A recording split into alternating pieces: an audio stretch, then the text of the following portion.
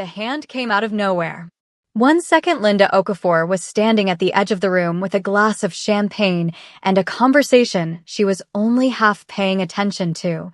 The next second a woman she had never seen before in her life was pointing at her across the gala like she was a problem that needed solving. That woman. Shin Boying's voice cut through the ambient noise of the evening with the particular precision of someone who had never once in her life been uncertain about anything. She has it. The room didn't stop immediately. It slowed, the way rooms slow when something is happening that people haven't fully processed yet but can already feel. Conversations dropped in volume. Glasses paused midway to mouths. Heads turned in the careful way of people who want to see without being seen looking. Linda turned slowly. She took in the room. The finger pointed in her direction. The expression behind it, certain, practiced, the expression of a woman who had decided and was not interested in reconsidering. The security guard already shifting his weight toward her from across the room. And she felt something rise in her chest that was not fear, was not confusion, was the very specific, very familiar feeling of a woman who knows exactly what is happening and exactly why it is happening and has approximately 3 seconds to decide what to do about it. I'm sorry. Her voice came out steady, measured. Are you serious right now? Boyang stepped forward.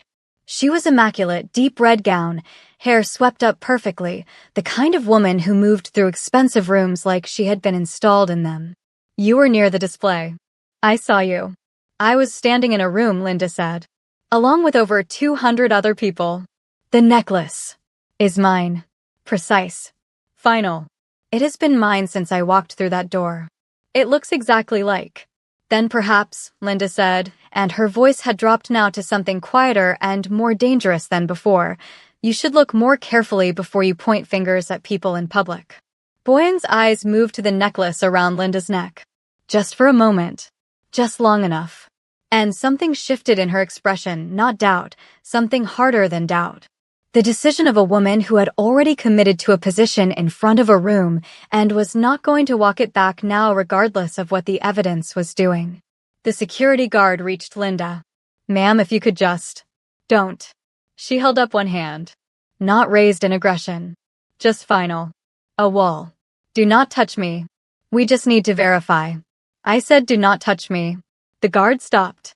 Boyang moved closer. Her eyes were fixed on the necklace, with the specific focus of a woman who had stopped listening to anything else. And then, in one motion, before the room could process what was about to happen, her hand came forward. Linda saw it coming. She reached up and grabbed the wrist. Don't you dare. Too late. The necklace was already gone. One sharp motion. It left Linda's neck and hit the marble floor with a small clean sound that somehow cut through every remaining conversation in the room like a blade. And in that exact moment, everything changed. Stay with me because what happens next? Nobody in that room was ready for it. And if you're enjoying stories like this, take 1 second to like the video and subscribe. Linda stood with her hand still raised from where she had grabbed the wrist. Her neck bare. The necklace on the floor between them. And the entire room, 200 people, crystal glasses, string quartet that had stopped playing, holding its breath around them. Then Linda found her voice. You just put your hands on me. Quiet. The kind of quiet that expands to fill every corner of a room. In front of all these people, you grabbed me. Like I was nothing. Like I had no right to. You took something. I took nothing. The fury was controlled, but it was there, precise and devastating and entirely earned, the kind of anger that comes from a woman who has worked too hard and walked too far to be standing in a room she was invited into being treated like a suspect. I am a guest in this building. I have done nothing wrong. And you just put your hands on me. Security, please. Nobody, Linda said, turning to the guard with an expression that stopped him where he stood, is removing me from anywhere. I have done absolutely nothing wrong. The room was completely frozen. Then movement from the edge of the crowd. Junseo stepped forward, not hurried, not uncertain. Just precise. His eyes dropped briefly to the floor near the display table. He bent once, picked something up, and straightened. The missing necklace caught the light in his hand. Silence deepened. This, he said calmly, was on the floor. A pause. His gaze lifted, not to Linda. To Boyoung. Exactly where it would have fallen. The shift in the room was immediate. Visible. Eyes turned. Calculations changed. The truth didn't need explaining anymore. Boyoung's composure cracked. Just for a moment. Just enough for the room to see it. Then she tried to recover. That doesn't mean she wasn't. Wasn't what? A voice from the crowd. Not loud. Just clear. Another murmur. Louder. She wasn't doing anything, someone else said. Boyoung looked around and found no allies. Just faces. Watching her.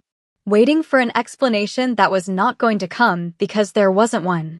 She opened her mouth again. I was simply protecting the event. You grabbed a woman's necklace off her neck, a man near the front said flatly. In front of everyone. Linda looked at Boyoung across the space between them. One long, complete look.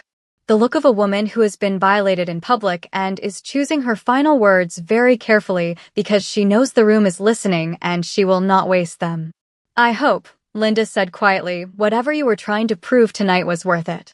She bent down, picked up her necklace herself from the cold marble floor, held it in her closed fist, picked up her clutch from the table beside her, and she walked out. The crowd parted for her. Behind her the murmuring swelled into something that was no longer quiet. All eyes on Boyoung now. The woman who had pointed. The woman who had grabbed. The woman who had been spectacularly, publicly wrong and had doubled down anyway. She stood in the wreckage of it completely alone. She smiled through every single one of those comments. Every single one. Lee Junseo had been watching from the moment Boyoung pointed. He knew immediately what was happening. He also knew, because he had spent years learning exactly how Boyoung operated, that she had not needed evidence. She needed a target. And she had found one. By the time Linda turned to leave, Junseo was already moving. Not toward the crowd. Toward the door. He found her outside on the steps. Not crying. Not on the phone. Just standing in the cool night air with her clutch held in both hands, jaw set, chest rising and falling with the controlled breathing of a woman managing something very large and very hot in a very small space. He stopped a few feet away, close enough to be heard, far enough to give her room. Linda turned. She looked at him, really looked at him, the way she looked at everything, completely and without hurry. If you are here to apologize on behalf of that woman. I'm not, Junseo said. A pause. Then what do you want? To make sure you're all right. She studied him, looking for the performance in it, the obligation, the damage control, the careful management of a situation. She found none of those things. I'm fine, she said. I just need a minute. He nodded. He didn't move. He didn't fill the silence with things it didn't need. She looked at him again after a moment. You stepped in. Junseo nodded once. Someone needed to. And you were the only one in that room who didn't look unsure of yourself. Then you know I didn't take anything. I knew the moment I saw where it was. Linda held his gaze for a moment. Then she looked back out at the city, the quiet streets, the lights, the ordinary world moving along completely unbothered by what had just happened inside that building. Junseo stayed. That was what surprised her. He had said what he came to say, and he stayed anyway. Not crowding her space. Not performing concern. Just present in the way that some people are, solidly, without agenda. When her car arrived, she turned to him. Who is she to you? A pause. My father's wife. Linda absorbed that. Nodded once, the precise nod of someone filing information away for later, and got in the car. He went back inside. Junseo found Boyoung near the bar. Already recomposed. Already performing the relaxed ease of someone for whom nothing significant had occurred. He came to stand beside her without announcing himself, and she felt his presence before she registered it. Junseo. Come with me, he said quietly. He walked her to a corner of the room where no one could hear them and turned to face her with the stillness of a man who has already decided what he is going to say and is not arriving at a negotiation. What you did tonight was wrong. I was protecting the event. You grabbed a woman's necklace off her neck in front of 200 people based on nothing but assumption. It looked exactly like. It wasn't. Junseo held her gaze without blinking. And everyone in that room knows that now. And you will answer for it. Directly. To her. A pause. I am telling you that now so it doesn't surprise you later. He turned and walked away before she could respond. Boyoung stood in the corner alone with the expression of a woman who has no intention of doing what she has just been told, but who is, for the first time in a long time, not entirely certain of her footing. Linda Okafor had built her firm from nothing. Not from family money. Not from connections handed to her at the right dinner table. From work, the relentless, unglamorous kind that starts before the city is awake and ends long after it has gone quiet again. 6 years ago, she had one client, a studio apartment, and a drafting table pushed against the window for the light. She used to eat lunch at that table because leaving felt like wasted time. Now she had 12 employees, a portfolio that spoke before she did, and a reputation in her industry that had nothing to do with who she knew and everything to do with what she delivered on time, under budget, and better than anyone had expected. She was not famous in the way the people at that gala were famous. She moved through her world quietly, by design. But she had built something real with her own hands, and she carried herself accordingly, not loudly, not with performance, just with the settled confidence of a woman who has already proven what she needed to prove and has moved on to the next thing. She told her best friend about the gala the next morning over coffee at the small place around the corner from the office. She grabbed your necklace. She grabbed my necklace. Off your neck. Off my neck. In front of 200 people. Her best friend stared at her across the table. And you didn't. I held it together. Linda wrapped both hands around her cup. Barely. You should have. I know. She took a sip. But I didn't. And I'm not going back. She meant it completely. She put it behind her the way she put everything behind her, by working. By focusing on what was directly in front of her. By refusing to give a bad night more space in her life than it had earned. 3 weeks later, she was on a site visit for a new commercial project. A building in the early stages of a full redesign that her firm had won the commission for, the kind of project that reminded her exactly why she had started the firm in the first place. She was on the ground floor with her hard hat and her drawings, moving through the empty space, making marks on her clipboard, completely in her element. Voices from the upper level. She looked up.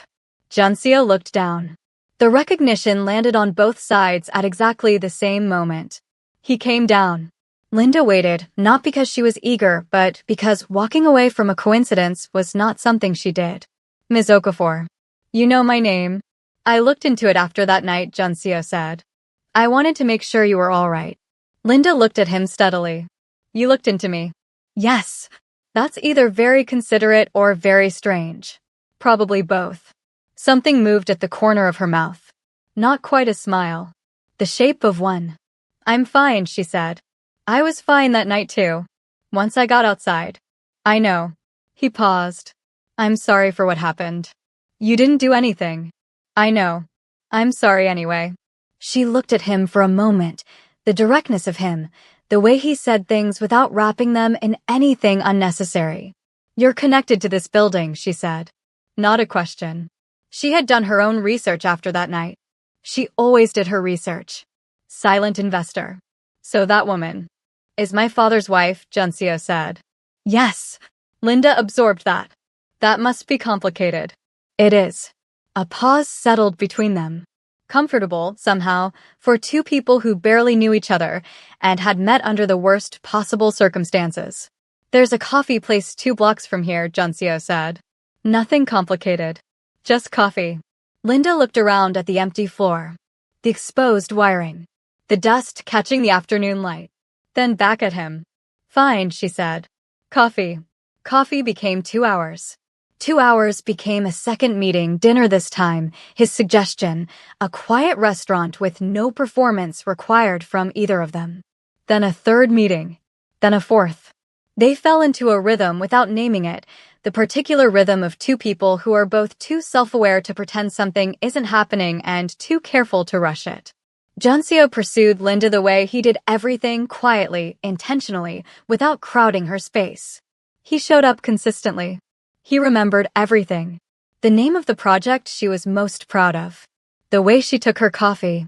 The thing she had said once about her first client that she hadn't realized she'd said with that much feeling. He didn't make a performance of remembering. He just remembered. Because he was paying attention. Linda noticed. She didn't say anything about it. But she noticed. She was also discovering slowly that Junseo was carrying something. The particular weight of a family that had changed shape when his father remarried. The quiet loneliness of a man who had built a world of considerable power around himself and found it surprisingly silent inside. He didn't speak about it directly, it came through in other things, in the way he talked around certain subjects, in the specific quality of his attention when she talked about work and purpose and building something that was entirely her own. She recognized it. Because she had her own version of it, the particular isolation of a woman who had worked so hard for so long that somewhere along the way she had forgotten to leave room for anything else. They were, she thought one evening walking back to her car, more alike than they appeared from the outside. She called her best friend. "I actually like him," she said. "Is that a problem?" She considered it honestly. "Ask me in 2 weeks." 2 weeks later, she already knew the answer. Junseo told her about his father over dinner one evening. Not critically ill, but slowing down in the particular way that makes certain things feel more urgent than they did before. His father wanted a family dinner. He wanted to meet Linda. Linda set down her fork. "Your stepmother will be there." "Yes." She looked at him directly across the table. "Then I need you to understand something before I agree to anything. I am not going to sit at a table and absorb what happened at that gala a second time. I am not walking into that house to be treated like I don't belong in it. If she has something to say, she can say it to your face, not mine. I am setting that boundary now, clearly, so we understand each other." "That's fair," Junseo said. "I mean it. I know you mean it." He held her gaze. "And I hear every word of it." She looked at him for a long moment. One dinner. One dinner. She arrived at the Lee family home on a Saturday evening in a fitted navy dress, hair up, composed, and entirely herself. Lee Chang-soo opened the door personally, and the warmth of him was immediate, the genuine, uncomplicated warmth of a man who had been hoping to like this person, and had just confirmed within the first 10 seconds that he did. "Ms. Okafor. Welcome. Please come in." The house was warm and well lived in. The kind of home that had held a lot of life over a lot of years, and had not forgotten any of it. Linda liked it immediately. Boyoung was in the sitting room. Their eyes met across it. Recognition. Mutual. Immediate. And underneath it, on Boyoung's side, something that had not fully prepared itself for how composed Linda was. For how naturally she moved through the room. For how warmly Chang-soo was already speaking with her as though she had always been expected. Dinner began. The first half was surface, the careful, pleasant conversation of people feeling their way through a new arrangement. Chang-soo asked Linda about her firm with genuine curiosity and listened to the answers with the attentiveness of a man who respected the act of building something. Junseo sat beside her, steady and present. Linda was warm and articulate and entirely herself. Then Boyoung began. Small at first. Almost imperceptible. "It must be nice, running your own little firm." "Little," Chang-soo said pleasantly. "Junseo tells me it's quite successful." "Oh, of course." A smile that did not reach anything above the mouth. "For its size." Linda met Boyoung's eyes across the table. Said nothing. Moved on. "And your family, are they here in the city?" "Some of them," Linda said. "We're spread out." "And your parents, what did they do?" "My mother was a nurse. My father owned a small business." "How sweet," Boyoung said. The word landing like something that was not sweetness at all. Linda held her gaze for a moment. Then she picked up her glass and took a calm sip and set it back down without responding. Then Boyoung's eyes moved to the necklace around Linda's neck. The same one. Linda had worn it deliberately, perhaps as a statement, perhaps simply because it was hers and she refused to hide it. Boyoung's gaze stayed on it one beat too long. "That necklace," she said. Measured. "Isn't that the one from—" "Yes," Linda said simply. Calmly. "Completely. It is." The table went still. Boyoung looked at her across the dinner plates and the candles and the careful arrangement of a family meal and delivered her verdict. "I just think there are some worlds that don't mix." Some tables where certain people simply don't belong. No matter how much effort they put in. Some things are just not a fit. The table waited. Linda picked up her glass. Took one calm sip. Set it down precisely. Then she looked directly at Boyoung. "You're right," Linda said calmly. She set her glass down with quiet precision. "Some people don't belong at certain tables." A pause. "But you're confusing access with worth." Her eyes held Boyoung's steady, unflinching. "You were given a seat." Another pause. "I built the table." She picked up her fork again. "But what would I know?" She picked up her fork and continued eating. The table was completely frozen. Changsu made a sound that was almost a laugh before he caught it. Boyoung's expression shifted. Something moved underneath the composure. And she reached for the sharpest thing she had left. "His mother," she said. Quietly. Deliberately. His real mother was a woman of culture. Of refinement. Of the right values. She would have never. The sound of Junseo's chair. Not loud. Just enough. Every head at the table turned. Junseo was looking at Boyoung with an expression that had nothing managed about it. Nothing controlled for the sake of the evening or the food going cold or the candles burning low between them. Never. His voice was quiet and absolute and filled the room completely. Say her name. Or speak about her. In that context. Ever again. The silence that followed was the heaviest thing in the room. Even Linda didn't move. Changsu looked down at his plate. Boyoung closed her mouth. The silence stretched. Long and final and impossible to recover from. Then Junseo looked around the table, at his father, at Linda, and the authority came back into his face. Controlled. Decided. "Not in this house," he said. "Not at this table. Not again." Dinner ended shortly after. Changsu apologized to Linda privately at the door, quietly, with genuine shame, with the particular expression of a man who knows something happened at his table that should not have and cannot entirely explain how he let it get there. Linda received it graciously. She could see clearly it was not his doing. Outside, Junseo walked her to her car. The night was cool and quiet around them. Linda wasn't angry. She was clear, the clean, settled feeling of a woman who has seen exactly what something is and is deciding what to do with the information. "She is not going to change," Linda said. "Not fully," Junseo said. "No. Then I need you to be honest with me about what that means." Junseo stood in front of her in the quiet of the driveway and looked at her with the directness she had come to trust more than almost anything else about him. "It means she doesn't get a vote," he said. "She is your father's wife." "My father has a vote. You saw him tonight. You saw how he looked at you." A pause. "Boyoung does not." Linda held his gaze. "And if this gets harder before it gets easier, then it gets harder." No hesitation. "I'm not going anywhere." She looked at him for a long, quiet moment. And she believed him, not because she needed to, not because it was easier, but because she had spent months paying close attention to the exact distance between what this man said and what he actually meant. She had never once found a gap. "Neither am I," she said. Changsu handled it. Not Junseo. The old man himself, slowing down but not in any way diminished, sat his wife down privately and said the things that had been building for longer than just that dinner. About the gala when Junseo had told him the full account of what happened. About what he had witnessed at his own table. About the woman his son had chosen and what it said about his son that he had chosen her. Boyoung had no audience. No room to perform in. Just her husband looking at her with the quiet disappointment of a man who had believed better of her and was no longer pretending otherwise. Linda had already decided she was done. Not just with Boyoung, but with everything connected to that night.